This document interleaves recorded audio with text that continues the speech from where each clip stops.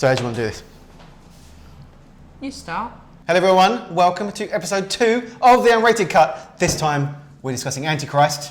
And we're going to be picking our next 2 movies, which I think they're going to be horrible. Let's see what happens. So everyone, cross your legs. It's time for Antichrist.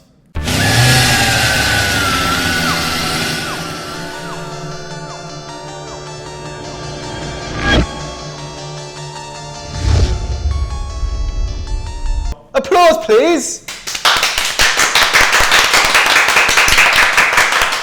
We survived to episode 2. Episode 1. Wait, no. It's episode 2, so. Welcome back, by the way, everyone, to the second episode of the Unrated Cut, the Antichrist edition. Antichrist. Yes, have you been, Zoe? All right? Yeah, how have good you since been? first episode? Yeah, not too bad. Yeah. Not too bad. Yeah, I was really pleased, really happy with how everyone received the first episode. So thanks everyone for giving us so much love. Yeah, watching, no. of course. Yeah. We had a pretty good reaction, actually. Yeah. Lots of kind people have shared it. Yeah.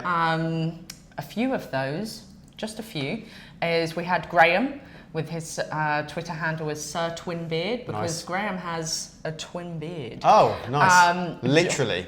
Literally a twin beard. Nice. Okay. Good. Then we had Dom, who also shared, and his Twitter handle is @WMMAMM. Thank you. An easy one. Then we've also got Kendall Lacey, that's @Kendall_Lacey UK. He actually wrote an article on his website about our new show. Thanks, so Kendall. That was super What kind guy? of him.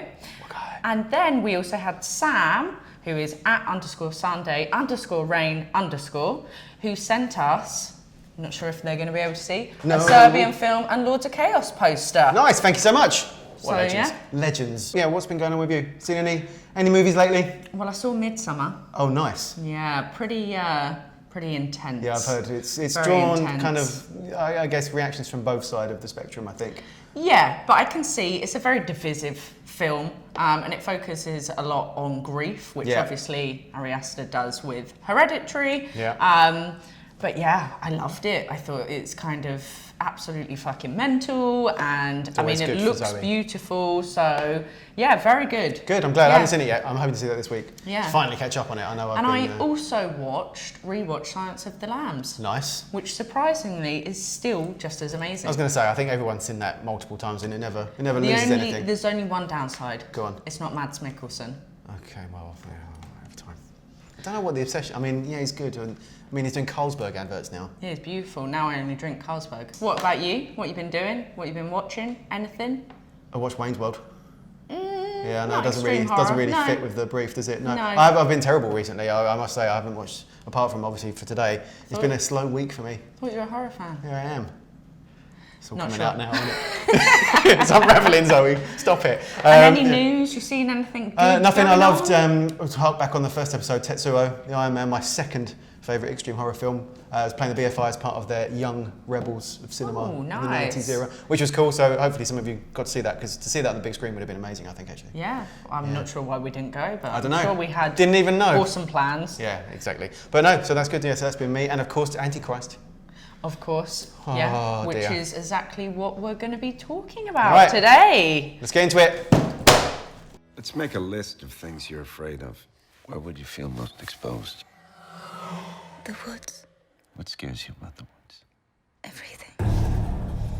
Is it any woods in particular? Eden. Imagine you're at Eden. Imagine you arrive at Eden through the woods. Tell me what you see. Darkness comes early down here. So Antichrist. Antichrist. Hell of a watch. The Antichrist. It's a watch and a half. I don't know why I've just done that. It's a watch and a half. I'll give you that. Yeah, it's an interesting film, but Yeah. why did we choose Antichrist? Well, of it all was. The movies? I mean, if you watched the first episode, and I hope you did, we like, continual viewers is always a good thing for us. And yeah, so we picked it out of a random selection submitted by you guys, and Antichrist was one submitted by a chap called Wesley Short. Oh, good old Wes. Good old Wes Ferrato Little as his lad. Instagram handle. So yeah, thanks Wes. I kind of almost hinted that I didn't mind this film. You did, in the yeah, time, you did and actually hint at on that. second watch. But we'll get into that in a few minutes. In a What did you minute, think? yeah. Well, actually, do you know what? Actually, let me start that again. Do you think, I think the most important thing actually, based on what this show actually is, do you think Antichrist is an extreme horror film? Interesting question, and I think a very tough one. Yes. I think in some ways it's extreme because it has a lot of the tropes of an extreme film. I mean, in the first opening sequence, and spoiler alert. Yeah, there are going to be spoilers littered through this, by the way. So, So yeah. if you haven't watched it, probably Probably do you sorry about that. watch him before. Yeah. But I mean, in the first opening sequence, you have penetration very close Yeah. up, which I forgot about, and I was like, ah, Yeah, woo. big old William Dafoe peen. Yeah, flying straight in I your don't face, think yeah. it's him, but Well, no, shattered Well, the dream. Okay, cool. I fine. knew you wanted it to be. But Well. yeah, I think it's extreme in that sense. Mm-hmm. But I think it's very different from a lot of the other extreme films that are out there. I mean, it's Mm-hmm. very slow. It's got, actually there's a large section in the middle where nothing really fucking happens. Yep.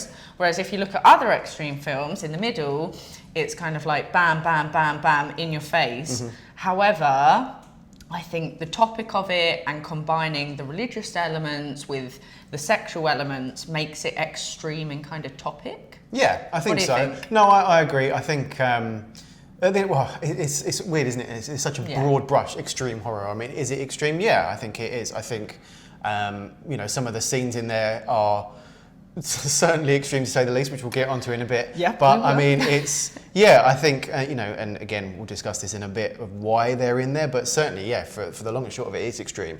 It's Yeah. designed to be extreme, certainly.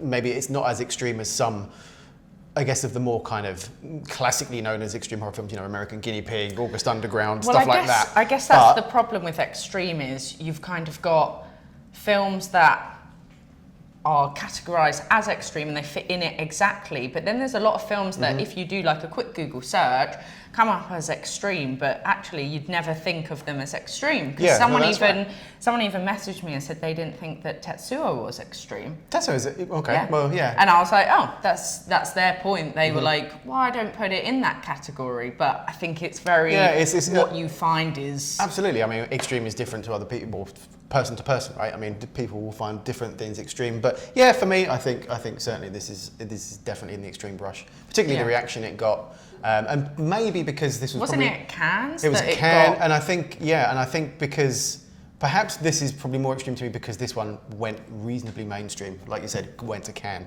Yeah. Lars Von Trier is pretty, certainly notorious, but he's, I was about to say well-regarded director by some. But I mean, I think it's I would say certainly one of the more sort of mainstream ones of its time anyway in 2009 when it was released. Of So yeah, course. I think, I would definitely always say that this is extreme. And I guess the big question is, but did you actually like it on second viewing? Because you said you liked it on the first one, but No. no. No, Not even I mean, a little bit? no. Well, there was some things I like. The thing I didn't like about it is I found it really boring, and I found it unbelievably pretentious. Unbelievably pretentious to the extent where, and when I've said this before, people have said I'm sort of being maybe sort of a bit hyperbolic, but I genuinely think he was taking the piss. Genuinely think he was taking the piss because I mean, and I've got a quote I can kind of read. I mean, the legend goes is that, and I do believe this. Lars Von Trier wrote this when he was going through a seriously bad time in his life. He was clinically depressed, and I think he used this film as a conduit to get out of bed in the morning. He forced himself to sort of write 10 pages a day, which you've got to do what you've got to do to get through that, and that's great, and more power to him for expressing his grief or his inner feelings in film, which many people do, and like I said, more power to them. But the issue I have is, and I think I've said this in the first episode, I like my films to have a point, and I don't mind films being cryptic, which Antichrist certainly is. Very cryptic. There's so many things in there where you don't really know what's going on, and I think the issue I have is I don't actually think that he knew what was going on. I think he sort of almost used it as a brain dump. I mean, there's semblance of plot. I guess there's all these kind of like big ideas Yeah.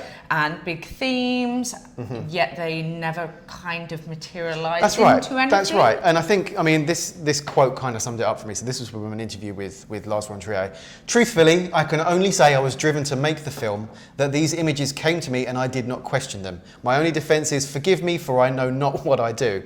This precipitates a bout of giggling from Lars, which I can't really Imagine him giggling. I am really the wrong person to ask what the film means or why it is as it is, he says finally. It's a bit like asking the chicken about the chicken soup. Now, for me, if a director doesn't understand the point of his film, I think... What's the point of the film? I get, not every film has to have a point. It can be beautiful, and it is. The cinematography is stunning. I think it's amazingly looks amazing. The soundtrack is phenomenal as well.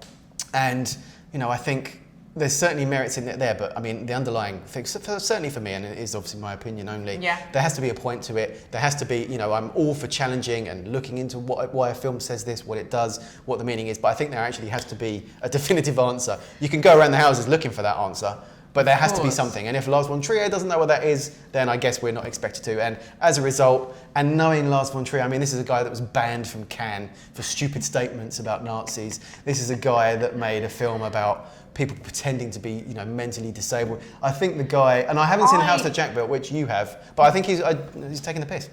Well, I think... It's like fuck you almost. And I think with that quote that he said is he's purposefully gone out to tell people that he doesn't know what his own movie is about because he's a director that wants to provoke people and piss people off. Yeah, he does, absolutely. And if that's his thing, more power to him. And I have no issue with that. And I think that's why I like him is like, if you watch the House That Jack Built, it's probably one of the most pretentious pieces of film ever. You probably would hate it. It's so over the top, ridiculous, like... He even puts Nazi symbolism in there. There's pictures of, swastikas, and then there's a scene with like God and going through like Dante's hell. I mean, it's very, what the fuck is going on? Yeah. And I think that's what he does. I think that's his thing, is just to go, right, how many people can I fucking piss off with all my movies? And there's, And I like that about him, because why not? Yeah, okay. Why not? If you can be an arsehole and get away with it. Yeah, why wouldn't you? I mean, we're here, aren't we? But I think one of the biggest criticisms that's thrown at the film, and actually it'll be interesting to get your take on this. Yeah. It has been widely criticised for being deeply misogynistic. Yes. And I certainly agree. What was your take on that? Well, I actually found out that apparently he hired a misogyny consultant. Well, okay. Who was... To make it more misogynistic, or...? Well, this is the thing. So apparently it was to furnish proof of the fact that women are evil. And I mean... Why? See, who is there to 100% confirm that? And again, I'm like, ooh, is it a rumour he maybe started himself? Because he goes... oh, how can I get people to be really fucking riled up about Antichrist and spread the word? I mean, technically, it's an amazing marketing ploy. Yeah. However, I do agree that there's elements of misogyny in it. Yeah. But at the same time, I think sometimes women are often represented in films as very wholesome, very true. Mm-hmm. And I guess he kind of went, fuck that. Sometimes women are fucking bitches and let's put it in the movie. And I went, yeah, do you know what? There's times when I probably would, smash someone's dick off with a piece of wood, and that's evil. And that's horrible. That's it. So yeah, I mean, all right. So nice segue there. So obviously this is an extreme show. Talk about extreme things. So there's some notable moments in this film that obviously define it. And like I said earlier, it pushes the boundaries, so it make it sort of extreme by nature. Yeah. We've touched on the first one obviously was the faux dick. Yep, faux dick. Willem's junk, which is one. Yeah, and vagina. Yeah, and so that's the first extreme scene. The second one I would probably say is like you said, the crushing of the testicles and the jerking off of a penis so that it ejaculates blood. Yeah, that's lovely. An interesting climax. Oh. Yeah, so just for the benefit of the viewers, our cameraman has stuck a middle finger up at Zoe, which I heartily agree with. Camera person. Person. Okay, nice. Thanks for that. No genders. Good. So that was the second, and the third is like you just said there, the female genital mutilation scene. Yeah, which is very full on, in your face. Yeah, literally. Scissors snipping away, which is.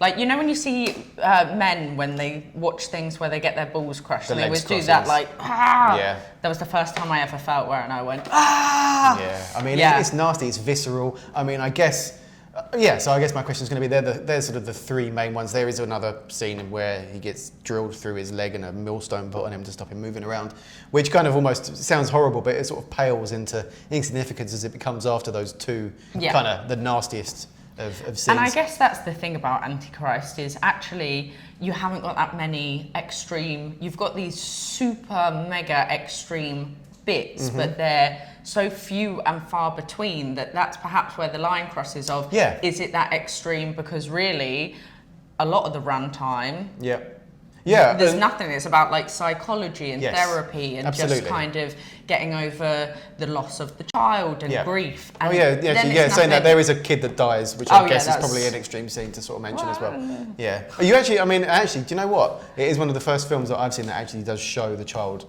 fall out of a window and hit the floor. You often kind of get that glossed over. So again, it is, there's no argument for me, it is extreme. And I think, do they add any point to the film? Yeah, I think they do actually. I think certainly without them, it's not extreme subject matter. Like you say, it's a story of grief, getting over the death of their son, which is, horrendous subject matter, but, it is those scenes that add it. And again, does he add them for effect? Yeah, I think he does. I think it's, like you say, I think they're only there because he wants to be extreme.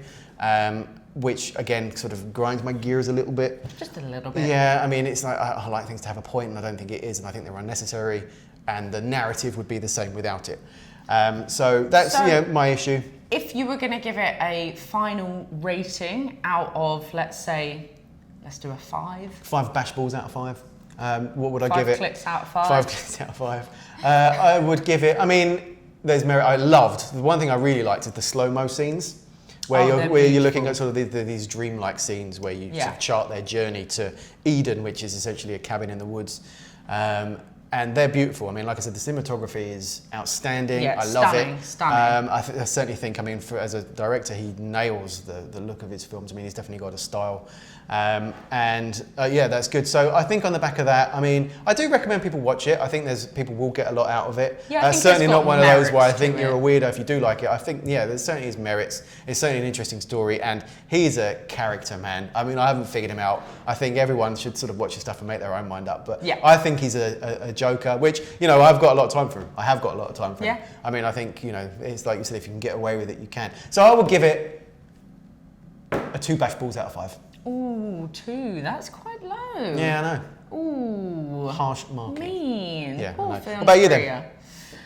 I like Von Trier. I like his pretentiousness. I like his fact that he kind of does these things to rile people up and is just a bit of a dick overall. And I think his films are taking the piss, like you said. And I think Antichrist is very beautiful. I think it's actually a film that I really like the slow pace of it. So I'm one of those. Love a slog of a movie. I don't mind slow pace. That's fine, but my God, it's so slow. I get it, it's supposed to be the point, it's their slow journey away from grief. I get it, but oh my God, it's so slow. Well, I'm gonna give it a 3.5 clits out of clits. Cool. That's how it works. All snipped off. Done. Sorry, Mum. Okay, so I think we'll probably call it a day with that, I think. Yeah, okay, so I'd love to know your comments, obviously. If you've seen it, I think probably most of you have. Like I said, it's one of the better-known extreme horror films, so we'd love to know what you think, see if you agree. Tweet us, Instagram, let us know your random shitty thoughts. That's it, so Antichrist, done, tick. Okay, so just like at the end of the last episode, it's time to draw the next film that we're going to be watching on episode 3, and spoiler alert, episode 4 as well. So we're going to be drawing 2 today. 2 films. Yeah, that's it. Lucky viewers, lucky us. Exactly, because we're poor and we can't afford to rent out the studio space that often. So we're going to do 2 shows in one next time. Yes, we are. So again, we've had some amazing suggestions come through. Yeah, what do we have come in? We've got some extra ones. We have. It's the names that get me. Grotesque. What it says on the tin. Darred Divorce. Darred Divorce. That's actually a film I've wanted to see for a while. Okay. And then I rewatched the trailer and I don't want to see it anymore. What does it even mean? Darred Divorce? It's German, it was a typo, like Dead and I can't remember. Cool, excellent. It's German. There we go. Fine. It's by Olaf Ittenbach. Excellent. There we go. It's more kind of German punk filmmaking, like necromantic obviously. Okay, right, we're going to do, are we ready for this? Okay. And just so everyone knows, because people actually said, is there actually a thing? And you're not going to be able to see this because the camera's too low, but there is like a generator thing, if you can see that. Lauren, put us a little shot into that. Lovely. Just so everyone can actually see, and we're not lying. A real thing. No, we just have a list of the ones we like and the ones that we're not going to watch. Right, so yeah. You want your drum roll? Let's do a little drum roll. You can't do the drum roll. No, I know, we've made that mistake last time. Okay, ready? So for episode 3, keep drumming. For episode 3, we are going to be watching... Oh! Bloody hell. All right, it was one of the newbies.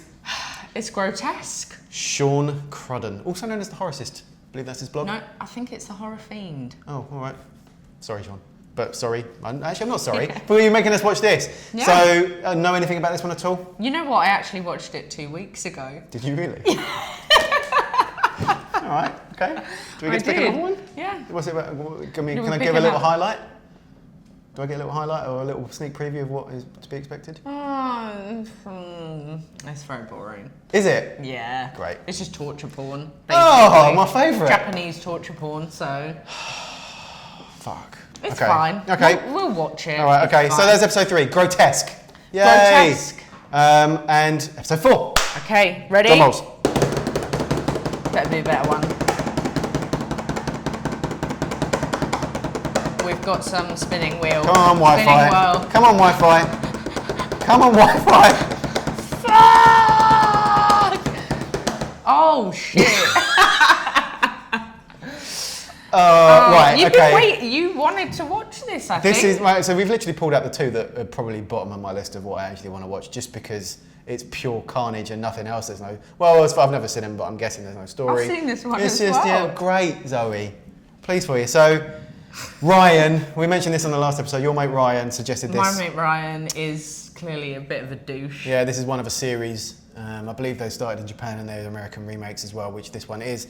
It's American Guinea Pig Bouquet of Guts and Gore. Yay. But what an amazing title. Like, just imagine a bouquet of guts and gore. Happy Valentine's No, Day, maybe darling. not. No. Can't wait till next year, Valentine's. Well, okay, so there's 2 lovely films that we get to watch. Yeah, I can't wait. Yeah, good. Yeah. Oh, I'm gonna have a I mean, lot I've to say already about done my this. watching, so Yeah, I'm prepped, I'm ready. Honestly, this is literally my nightmare scenario. I think we need a reaction video, Chris. Of you at home, like... Bonus content. Yeah, shut up. Okay, yeah, so that's going to be fun. So that'll be episode 3 and episode 4 coming pretty soon. That's pretty much it from us. Yeah, that's Got pretty a few much things it. to wrap up. Got A couple of things to go in. So it was really fitting that we did this today because in September, I'm trying to remember the name of the company. So this is excellent TV that we're watching here. So it will be, yeah, so it's Cold Spring Records, that's it. Cold Spring Records are releasing the official soundtrack of Antichrist, which again, to be fair, was probably one of the positives of the actual film for me. So, is the soundtrack, and yeah. also they've got two versions of it. One is a limited edition one, which is, I don't know, it's like this cool olive black colour with and it's cool some artwork and it's really etching pretty. So if you are a fan of this and you're a fan of soundtracks, which I know a lot of people are because they're great, that'll be around, like I said, I think it's early September that comes out. So we'll keep you up to date. I've already pre-ordered mine, so there you go. Well, there you go. I'm on That's it. good. Done. And final one as well, our lovely camera lady Lauren, who you can't see, she's showing in the she's there. background She there. exists. She's actually crowdfunding at the moment for a immersive experience proof of concept for, and I love this because I was a bit of a gamer nerd, Portal. So I guess I'd say it's pretty iconic.